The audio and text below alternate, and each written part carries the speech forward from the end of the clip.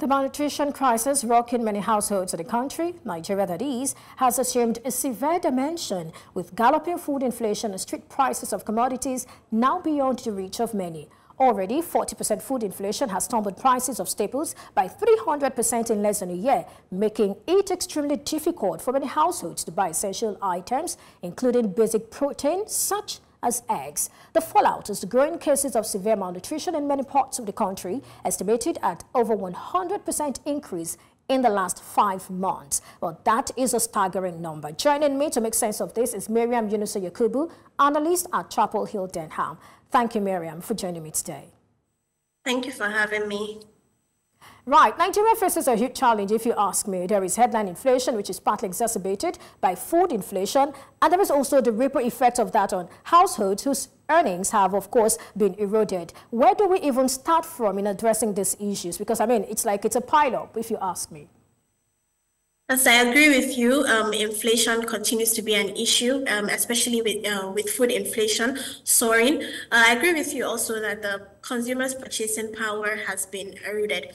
When you look at it in the short term, what we feel like the government can do and has already done is, to augment the gap between supply and demand of food by allowing imports. And we can see that they're trying to encourage imports by, removing import duties on certain foods that are imported into the country. We have also seen that they have raised the minimum wage by about 2 times to 70,000 naira, and we believe that this is just to improve the spending power of the average Nigerian. Well, talking about that, I mean, you talked about the Nigerian government rolling out certain measures to address food inflation, from the suspension of import duty on select food items to the distribution of grains. We heard 740 trucks of rice was distributed, or were distributed rather, to the 36 states of the Federation and all of those. But many have also said that these are not enough, and they also aver that the suspension of import duty is counterproductive, as this will further put pressure on the local currency. What do you make of this? That's the argument out there. So when you look at it, when it comes to these measures that the government has put in place, especially the removal of import duties for some of the food items, what this is going to do is sort of remove or sort of lift the pressure from importers of food into the country. And this will allow them to bring more food into the country, and they will be able to compete with sort of the local producers in the market, therefore sort of reducing the prices of food in the market. However, when you look at it from, the currency perspective, what we would tend to see now is there will be more demand for FX in the market, with supply not meeting that demand, and therefore that can have a negative consequence on our currency, as we might see that the currency will depreciate as a result of this. Well, maybe it is the case of the lesser evil here. I mean, some analysts and even vendors say the Nigerian government should open on the borders. You also sort of agree with that and allow food importation on a massive scale so we can crash food prices. But on the other hand, that might also lead to a trade deficit and put pressure on the naira, just like you have said. So which is the lesser evil here? I mean, guaranteed to bring succor in the interim or in the meantime? Yes, in my view, I think that the lesser evil is definitely opening up the borders to, allow food into the country. I know that this might seem sort of weird, but when you look at the statistics and, our food imports in Q1 24 was just 920 billion compared with our exports of 1 trillion naira. Also, when you look at it, the bulk of our imports is actually not agricultural products, it's mostly oil products. So we wouldn't expect that this would have a significant impact on our trade deficit. I think it is better to allow food to come into the country so that we can see less pressure in terms of food prices continuing to increase. Well, looking specifically at food inflation now, what exactly are the causes and how best can they be addressed? Because some of those measures we've talked about, these are short-term measures. So what more should be done to address this issue? Starting, of course, with the root causes, because that sort of helps us to address these issues frontally. So when you look at food inflation, some of the major issues that drive food inflation are insecurity in food producing states. We have inadequate storage facilities and also poor road networks, and also, increasing prices of transportation. In the long term, it's important that the government put in place measures to address these issues, such as the insecurity that is experienced in food producing regions. We expect that the government should, invest in storage facilities so that this can reduce food wastage and also, better the prices of foods. We also expect them to put in place better infrastructure, especially road infrastructure, so that food can move from farm to table more easily and therefore less expensive. These are some of the long-term measures that we believe that the government should implement in order to see food prices moderate. Right. Talking about moderation in the prices of food items, let me get your thoughts on this. What do you think will be the potential benefit and drawback of price controls for food? There are those who have said, let's have price control. But will that work? Is it a good alternative? I think that price controls are not a good alternative. It's more important to allow market forces of demand and supply to determine the prices of food in the market. If you put in place price controls, what you tend to do is sort of stagnate the growth of the food sector in the economy.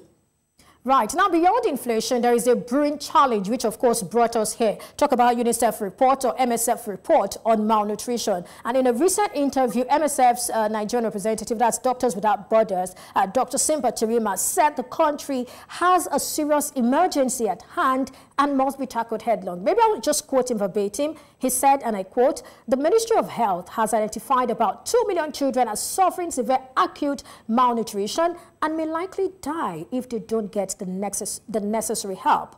6 million others have been identified as having moderate malnutrition. If those are not addressed, they would become severe acute malnutrition, and we know what the end is. We need all hands on deck." End of quote. Now, it's not enough to identify and quote these numbers, if you ask me, but the real question is, what must be done to avoid an escalation? Because some of these reports are from the north, where we're seeing these grueling numbers that are not even encouraging. That's on the one hand. And then on the other hand, many households are not bothered about healthy diets anymore. They just want something in the stomach. I mean, what are your thoughts? How do we address all of these things, really, before things probably get out of hand? So when you look at malnutrition, it has always been a problem in Nigeria. It's important, especially in our rural sector, that they have cheap and affordable food. Now, when you look at it, how can this happen? It's important that government is intentional about ensuring that some of these palliatives that they put in place, as well as some of these intervention measures, are actually reaching those in the rural segment of the economy. And that is what the government needs to do. Be intentional and ensure that food actually reaches those places. Right. Now, let's get to this particular one. A 2023 report by PICODI found that the average Nigerian household spends about 59% of its income on food, noting that an average Nigerian spends $62 monthly on food. Now, this particular amount is higher than Nigeria's new minimum wage, which is 70,000 naira. Now, what this tells me is that beyond these short-term measures, which are preferred by the government, the bags of rice will finish, the window for import duty suspension will also expire. What happens after that? Nigerians need more than short-lived food on their table. They also need money in their pockets. How can this happen? So the way that the government can address this is to look at consumer income, especially in the real terms, that's taking into account inflation. Another way is that there will be a handshake between the government and the private sector to ensure that we have stable food prices. Already we can see that the government is putting in place some measures to ensure that, food inflation is moderated, as well as headline and core inflation. Some of these measures are, the fact that they've been raising NPR in order to, rein in on inflation. We have seen them put FX policies in place just to, moderate our currency and ensure that there's stability. So these are some of the things that we believe that the government should and can be doing. Well, talking about this, do you think the government has taken any long-term measure, really, especially when we're talking about food inflation? Has there been any long-term measure? And then when we talk about food inflation in Nigeria, we know how much insecurity contributes to that. Does it seem to you like anything tangible is being done to actually address that? Because that's the elephant in the room. That's the big deal. That's what we need to deal with. So what we know is that the government is taking measures in the long term. However, it's not necessary that we might see the benefits in the short term. And some of these, like I have discussed, is, raising the NPR rates and the FX policies that they have put in place. Oh, that's from the monetary policy side. What about the fiscal policy side? More is left to be done, but we believe that in the long term that we will see this come to fruition. Absolutely. Thank you so much, Maryam Yunusa-Yakubu, analyst, Chapel Hill Denham, for your time and your thoughts on the show today. Thank you for having me.